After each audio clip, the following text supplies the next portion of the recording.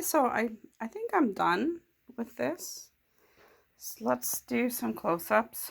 So you see that I did some free motion and I just went up and down and up and down inside the square. I did some squigglies here. And then I did that same kind of, I don't know what do you want to call it? 3-step stitch or bean stitch. I don't know what you call it. To me, it looks like a triple stitch. Looks like a triple stitch. You go forward, back, forward, forward, back, forward, forward, back. That's how you do that stitch. Some of my satin stitches look kind of meh. Some of these, like this one, you can actually just put it on a zigzag and just do zigzag, zigzag, zigzag if you want to do it fast. That does build up a lot of thread. Then with these, I did it with the foot, and I just went around in a circle and a circle and a circle. So if you can see with the gold thread.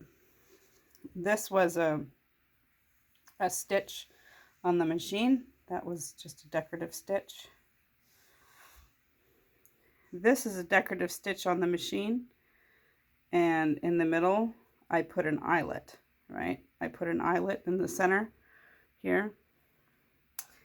And this is a satin stitch on the machine. So this is free motion work. I didn't do this because this is too close to the edge. When you get close to the edge like this, it's really hard because you actually can't hoop this. You have to go like, you have to hold it with your fingers and do this. That's really hard, and that makes it actually distorted. So I haven't washed this yet. I haven't ironed this yet. This is an experimental piece. You can see the back. Some of these, probably I had the tension a little too low, probably a little too much. You know, some of these look better than others. But you can see all these stitches. I cut them on the top, but I don't cut them on the bottom because A, it's time consuming and not necessary. And it adds some stability in my experience. You can see that I did use stabilizer, but since this is an experimental piece, I didn't use it. This is actually an interfacing. I don't know what the difference between interfacing and stabilizer. I think people in the garment world call it interfacing, and people who in the embroidery world call it stabilizer. And probably that's not correct. Probably interfacing has to do with, but they kind of do the same thing as far as decorative stitches go. Like interfacing adds stability to garments, and stabilizer stabilizes decorative stitches. But you know what? Interfacing will also stabilize decorative stitches, and it also makes the fabric stiffer. So this is some kind of like old tea toweling type fabric that I found some years back. I had like, you know, you get remnants. So I pick up remnants for all kinds of things. You can see this edge. So this is some remnant I had in my scrap bin. I pick up these remnants because, you know, like you do muslins or scraps, or you need test scraps, or I need to try this out or that out. So you pick out these, or I just need white, right? I need quilt backing and I need white. So it's always good to have remnants around. And so that's what I have. And that's what I used, was just this remnant, and then this was some excess that I had. And this was really fun. I've never done this before.